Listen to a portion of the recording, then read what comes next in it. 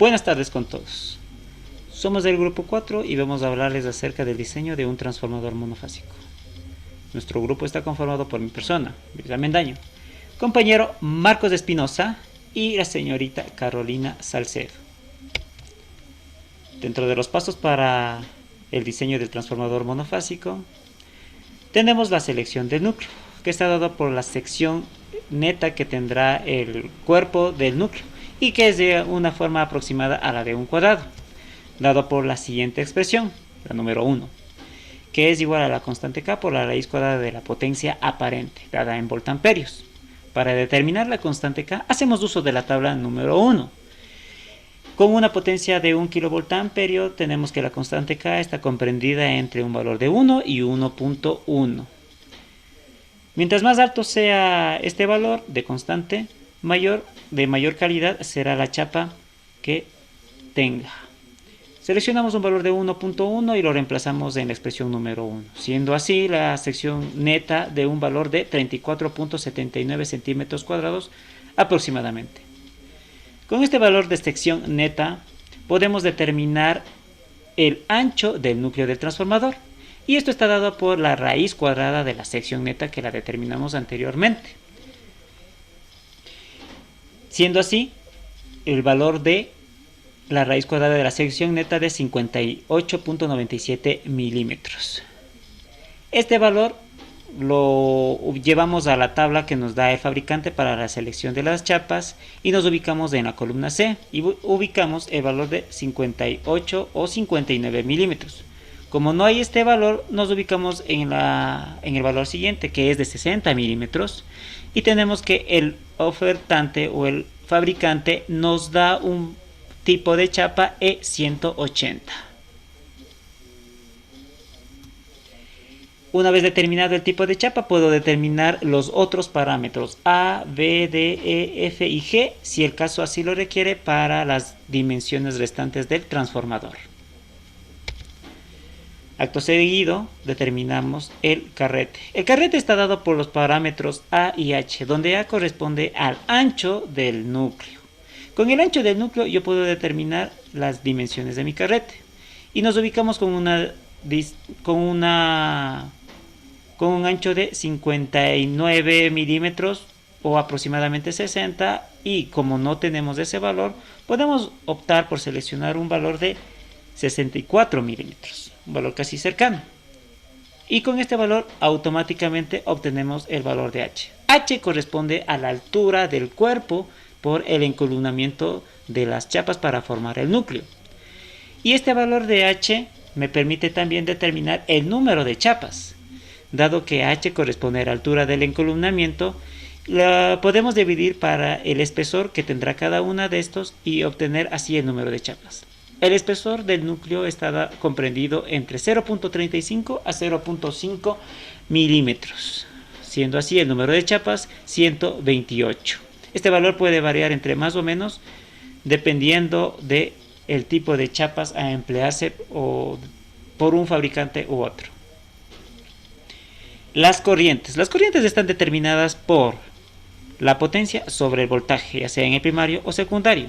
Siendo así, para el primario un valor de 8.33 amperios y de 4.17 amperios para el secundario. Notemos que para el primario tenemos un valor elevado de corriente y para el secundario un valor más bajo de corriente. Esto nos da una intuición de que para el primario necesitaremos de un conductor más grueso y para el secundario un conductor más delgado. Esta analogía se cumpliría en la sección y determinación para la determinación de la sección y diámetro de los hilos del devanado. Entonces, la sección está dada por el valor de corriente sobre la densidad de corriente, dado en amperios por milímetro cuadrado. Este valor de densidad se determina con la ayuda de la tabla adjunta, y con un valor para 1 kilovoltamperio para mi transformador tengo una densidad de 2 amperios por cada milímetro cuadrado. Este valor de 2 lo reemplazo en la expresión número 6 y puedo determinar así el valor de la sección transversal, que es de 4.165 milímetros cuadrados para el primario. Con este valor de sección me ubico en la tabla para determinar a qué calibre AWG corresponde. es decir, con un valor de 4.17 milímetros cuadrados, tengo un valor de 11 AWG de mi conductor en el primario. La misma analogía para el secundario. Para el secundario, mi sección transversal en milímetros cuadrados es de 2.08 milímetros cuadrados. Nos ubicamos en mi tabla y tengo que un valor aproximado de 14 AWG. Finalmente determinamos el número de espiras de cada uno de los elementos, ya sea para el primario o secundario, haciendo uso de la expresión de voltaje sobre 4.49 por el valor de frecuencia, por el valor de la sección neta del transformador, por el valor de la densidad de campo, por 0.9 que corresponde a un valor de compensación por pérdidas en vacío y por 10 a la menos 8. El valor de la densidad de flujo magnético está dado por el valor que se adjunta en la tabla primera. Y con un valor de K de 1.1 y una potencia de 1 kVA. Notemos aquí que la potencia está dada en vatios, pero para el diseño de nuestro transformador no varía mucho, por lo que sí podemos hacer uso de esta tabla. Entonces correspondería a un valor de densidad de flujo magnético de 12.000 Gauss. Notemos también que mientras mayor sea el valor de densidad de flujo que se tome para el diseño, más voluminoso será el transformador, por lo que es un valor a tomar muy en cuenta. Reemplazamos este valor de densidad de flujo magnético y tenemos que con un valor de 120 voltios para el lado del primario, tenemos un valor de 108.62 correspondiente a un valor aproximado de 110 espiras que se van a emplear en el primario. Y para el lado de secundario, con un valor de 240 voltios de voltaje, un valor aproximado de 220 vueltas. Notemos que aquí hay una relación existente entre el número de espiras del primario con las del secundario, así como las del voltaje de primario a secundario, y que corresponde a una relación de 0.5 correspondiente a la relación de transformación. Finalmente, tenemos la gráfica VH que corresponde al gráfico de intensidad de campo magnético versus la densidad de flujo magnético.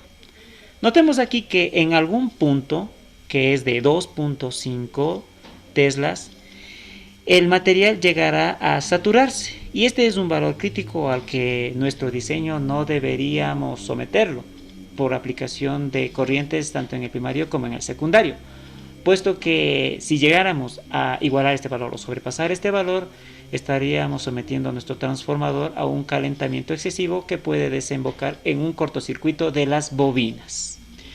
¿Cómo podemos notar o cómo podemos observar si hemos alcanzado o no este valor? Bueno, pues con una pequeña simulación que la tenemos aquí. Para este valor, o para este caso, observemos que los puntos naranja corresponden a los valores de no saturación del material, mientras que los puntos violeta corresponden a los puntos donde el material ha llegado ya a saturarse. Si nos ubicamos aquí en un punto naranja, tenemos que el valor de densidad de flujo magnético es de 1.84, es decir, que el material aún no llega a saturarse. Adicional a eso, en la simulación se ha incluido las corrientes nominales, es decir, a plena carga, por lo que estaríamos trabajando con los valores en los que operaría nuestro transformador en el punto crítico. Entonces, volviendo al caso, 1.84 en el punto crítico de operación, aún no estaría saturado el material, por lo que estaríamos trabajando en óptimas condiciones. Notemos además que las líneas de flujo se distribuyen de manera equitativa y muy uniforme en todo el núcleo. Y esto es algo que habla muy bien del tipo de material que nosotros vamos a emplear para el diseño. Si nos ubicamos en el punto violeta, tenemos un valor aproximado de 2.49 teslas, que ya es muy cerca al valor de saturación. ¿Por qué ocurre esto? Bueno, pues la respuesta es porque en la simulación ubicamos el devanado primario, que es el que lleva mayor corriente, en la parte de abajo, y en la parte superior ubicamos al bobinado secundario, que es el que lleva menor corriente. Esto en la práctica no sucede así, puesto que tanto primario como secundario se bobinan en el mismo núcleo de adentro hacia afuera. Por lo que, desde mi punto de vista y como conclusión, se podría decir que el diseño estaría ubicado dentro de los parámetros establecidos sin llegar a saturar al material, salvo por esta pequeña simulación, por lo que el diseño estaría en óptimas, cumpliría todos los parámetros. Eso sería todo, muchas gracias.